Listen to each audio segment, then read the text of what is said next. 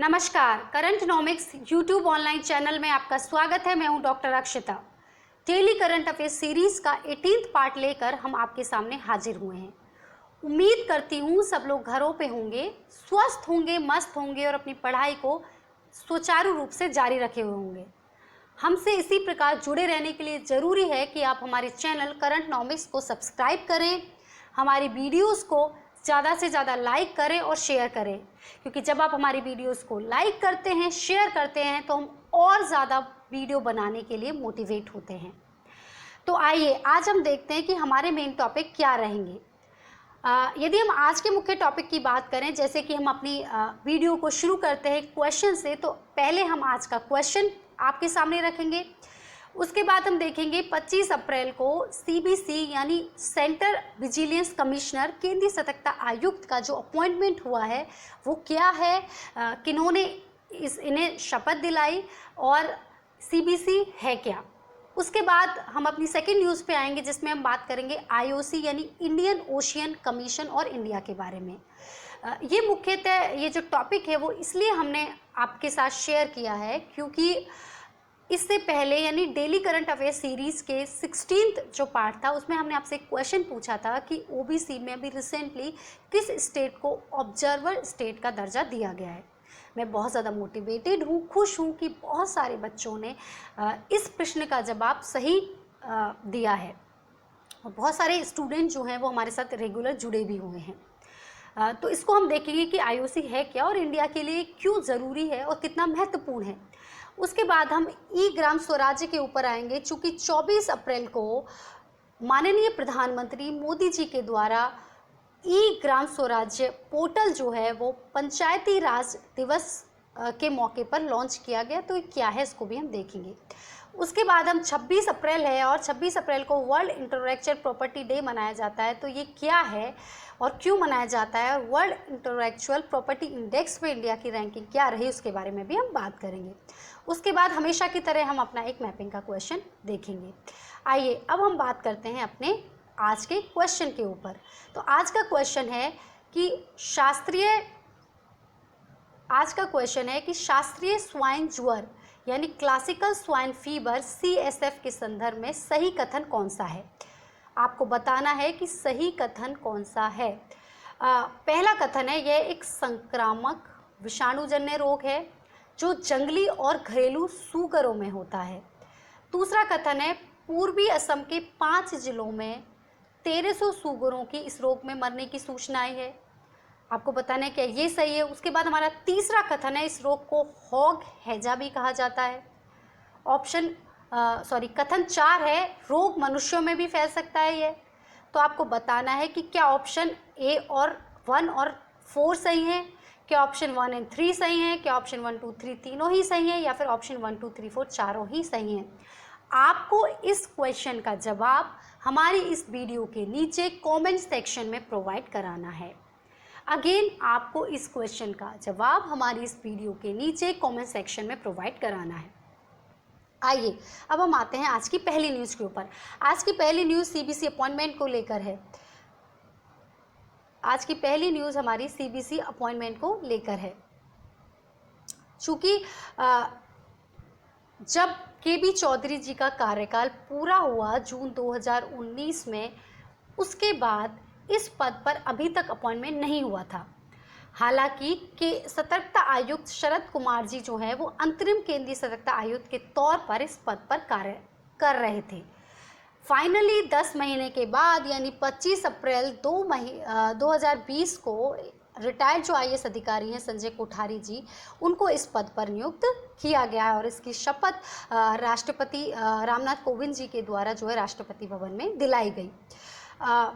तो हमने देखा कि पहला क्वेश्चन जो कि डायरेक्टली आ जाते हैं वो ये कि वर्तमान में CBC कौन है, संजय कोठारी जी। कब इनका अपॉइंटमेंट हुआ, 25 अप्रैल 2020 को।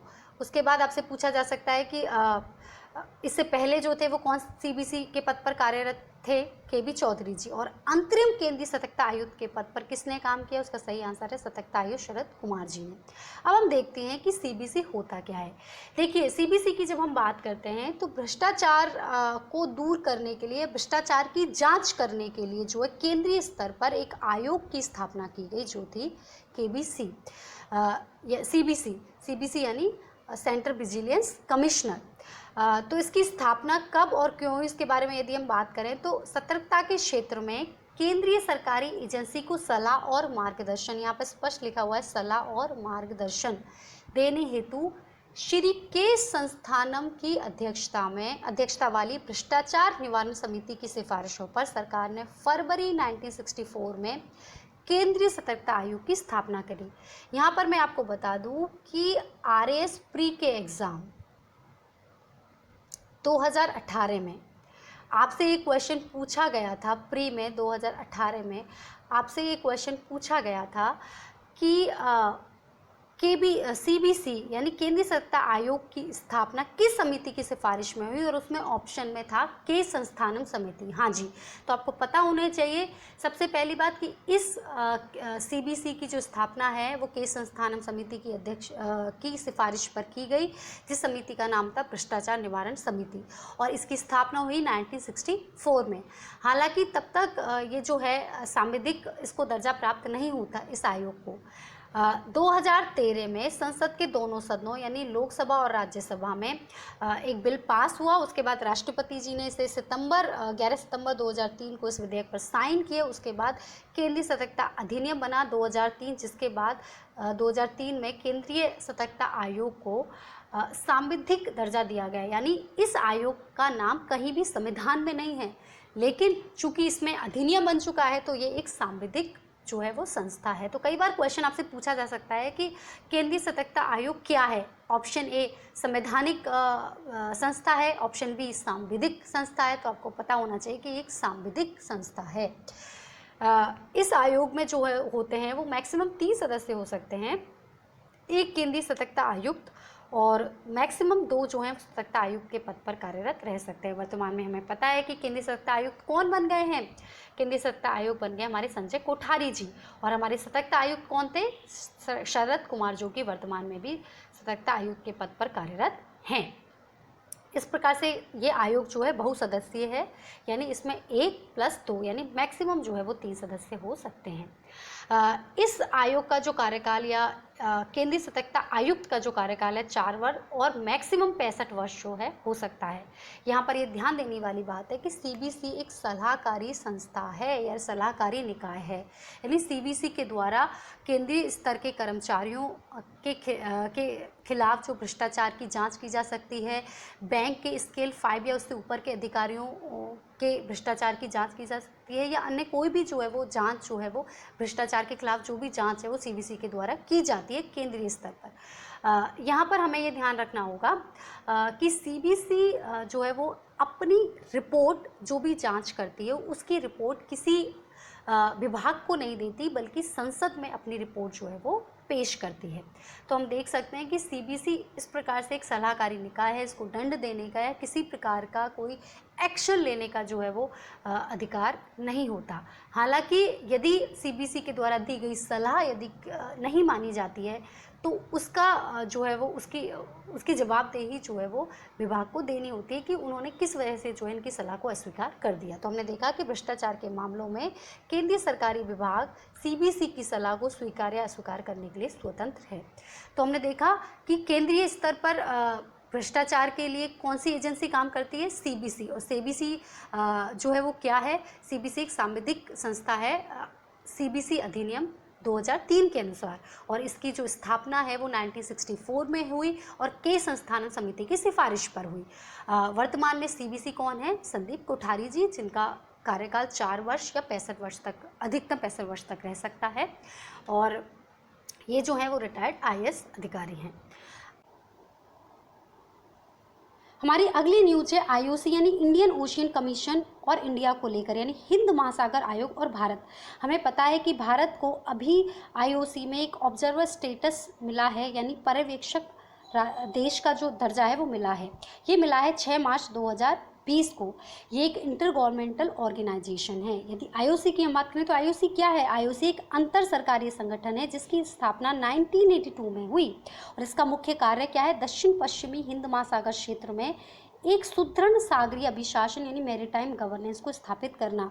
दक्षिण पश्चिम यानी साउथ वेस्ट जो हिंद महासागर है उस क्षेत्र में। यदि हम इसको देखिए मैप में देखते हैं तो ये भारत है। भारत के दक्षिण पश्चिम में यदि हम यहाँ पर देखें तो यहाँ पर जो है आईओसी के 5 जो सदस्य देश हैं वो हैं। और हिंद महासागर की बात करते हो तो हिंद महासागर अफ्रीका से लेकर ऑस्ट्रेलिया और यहाँ इंडोनेशिया तक है और भारत की स्थिति बिल्कुल सेंटर में है। यानी कि Seychelles union of Comoros, Mauritius, lie reunion और मेडागास्कर, ये 5 जो राष्ट्र हैं वो आईओसी के अंतर्गत आते हैं। और ये जो द्वीप हैं वो हिंद महासागर में एक बहुत ही महत्वपूर्ण स्थिति रखते हैं और भारत के लिए बहुत ही ज़्यादा इम्पोर्टेंट हैं। यहाँ पर यदि हम देखें तो हम पाएंगे कि इसका हेडक्वार्टर जो है वो मॉरिशस इबेने में है और इसके 5 पूर्णकालिक सदस्य हैं जिसमें से एक है कोमोरोस, मेडागास्कर, मॉरिशस, रियूनियन, सेशल, जो कि हमें अभी अपने मैप में देखें। उसके बाद इसके 5 पर्यवेक्षक सदस्य हैं। भारत बिल्कुल नया है, उससे पहले चीन, यूरोपीय union, Malta, international organisation of la Francophonie जो थे वो इसके पहले पर्यवेक्षक सदस्य के रूप में थे। हिंद महासागर का विस्तार देखें तो भारत के पश्चिम में अफ्रीका तक है जो कि अभी हमने मैप में देखा, और वहीं दूसरी ओर भारत के पूर्व में एशिया और ऑस्ट्रेलिया की सीमाओं तक हिंद महासागर का विस्तार देखा जा सकता है जो हमने मैप में क्लियरली देखा है। भारत की स्थिति देखें तो भारत बिल्कुल केंद्र में स्थित है। इसके साथ साथ भारत की जो व्यापक तट रेखा है यानी भारत का जो कोस्टल लाइन है वो 7,517 किलोमीटर की है और इसके पास जो है 2 मिलियन वर्ग किलोमीटर का अनन्य आर्थिक क्षेत्र है, EEZ है। अनन्य यानी एक्सक्लूसिव इकोनॉमिक जोन, ये वो एरिया होता है जिसके अंतर्गत समुद्री लॉ के अनुसार इस क्षेत्र पर संबंधित देश को खनिज संसाधनों का उपयोग करने का पूरा अधिकार होता है। यानी इस क्षेत्र में जो भी पेट्रोलियम या अन्य जो भी खनिज पदार्थ मिलते हैं उस क्षेत्र पर भारत का अधिकार होगा, प्लस इसके हवा पानी से एनर्जी इत्यादि बनाने का अधिकार भी भारत को होगा। तो इस प्रकार से हिंद महासागर जो है भारत के लिए बहुत ज़्यादा इंपॉर्टेंट है। इसके साथ साथ भारत तीनों क्षेत्र से हिंद महासागर से घिरा हुआ, तो भौगोलिक स्थिति में उसकी सुरक्षा, वाणिज्य, व्यापार समुद्री क्षेत्र के साथ जुड़ा हुआ है। तो हिंद महासागर जो आयोग है पश्चिमी हिंद महासागर के द्वीपों के साथ भारत की कनेक्टिविटी को क्या करेगा? बहुत ही ज़्यादा सुदृढ़ बनाएगा। अब यदि हम बात करते हैं पश्चिम में, तो पश्चिम में जब भारत दक्षिण पश्चिम के आईओसी का पर्यवेक्षक सदस्य देश बन गया है तो वहाँ पर भारत की स्थिति बहुत ही ज़्यादा मजबूत हो गई है।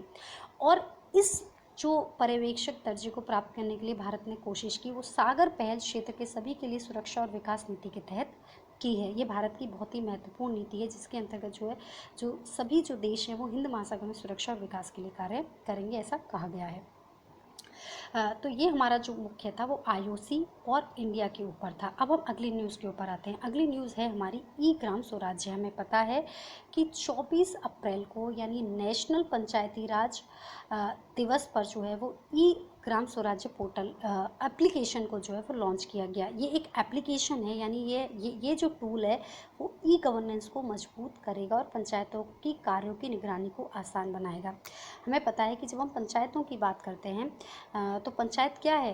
हमने देखा था कि पंचायत जो सबसे निचले स्तर की इकाई है और उस स्थिति में सरपंचों का विवरण, वित्त विवरण आदि जैसी जितनी भी ग्राम पंचायत हैं उनकी पूरी जानकारी जो है इस एप्लीकेशन पर हमें उपलब्ध हो जाएगी। यानी गांव में कितनी सड़क बनी, शमशान घाट बने, तालाब बने, कुएं खुदे या और जो भी कार्य हुआ है और किस में कितना पैसा खर्च हुआ, सबकी जानकारी जो है इस एप्लीकेशन के द्वारा हमें प्राप्त हो जाएगी। इसके साथ साथ गांव में सभी की संपत्तियों की जानकारी, गतिविधियों की वास्तविक समय पर निगरानी एवं कार्यान्वयन की सुविधा भी इस एप्लीकेशन के द्वारा जो है हमें प्राप्त हो जाएगी। यानी कि गांव में जो भी कार्य हो रहे हैं, मान लो कितनी सड़क मिली है, उसकी राइट टाइम पर जो है निगरानी इस एप्लीकेशन के द्वारा हमें प्राप्त हो जाएगी। इसके साथ साथ बजट, कार्य योजना, स्कीम आदि सहित सभी जो गतिविधियों की योजना बनाने की जो सुविधा है वो भी ये एप्लीकेशन प्रदान करेगा। मान लो किसी गांव में कितनी सड़क बनी है और कितनी सड़क बनाने की आवश्यकता है, किसी गांव में जो है बीज भंडार है या नहीं, या उसको लेकर कोई स्कीम चलानी चाहिए। इंदिरा आवास स्कीम की यदि हम बात करें, प्रधानमंत्री ग्राम सड़क योजना स्कीम की हम बात करें तो ऐसी स्कीम को बनाने के लिए जो है वो किन गाँव में इस स्कीम को अच्छे से अप्लाई करने की ज़रूरत है और किन उद्देश्यों को लेकर योजना बनाई जा सकती है, वो सारी जो सूचना है वो इस एप्लीकेशन पर हमें प्राप्त हो जाएगी। यानी सभी, और ये जो एप्लीकेशन है वो सभी के मोबाइल फ़ोन पर उपलब्ध है। यानी यदि आप चाहें तो आप इस ई ग्राम स्वराज एप्लीकेशन को डाउनलोड कर सकते हैं और देख सकते हैं कि किस किस तरीके से जो है गांव की जो गवर्नेंस है वो काम कर रही है, यानी सरपंच किस तरीके से काम कर रहे हैं, कितना बट का आवंटन हुआ है, सड़कें कितनी बनी इत्यादि का जो है वो पता आप इस एप्लीकेशन के द्वारा लगा सकते हैं। ये लॉन्च कब हुई? हमने देखा कि ये लॉन्च हुई 24 अप्रैल को। किसके द्वारा? प्रधानमंत्री मोदी जी के द्वारा। और ये क्या है? ये निगरानी करने का काम करती है, इसके अलावा अन्य भी इसके उद्देश्य हैं। और ये रियल टाइम मॉनिटरिंग की और इम्प्लीमेंटेशन एक्टिविटीज़ की भी बात करती है।